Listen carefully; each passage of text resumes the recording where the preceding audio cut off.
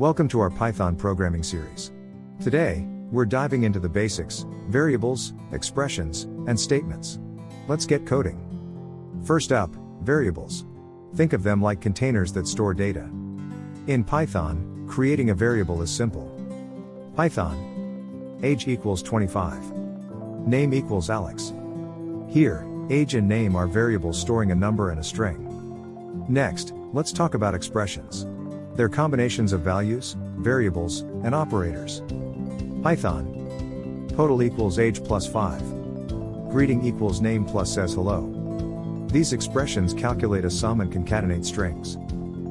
Finally, statements. They're the instructions that Python executes, like creating a variable or displaying output.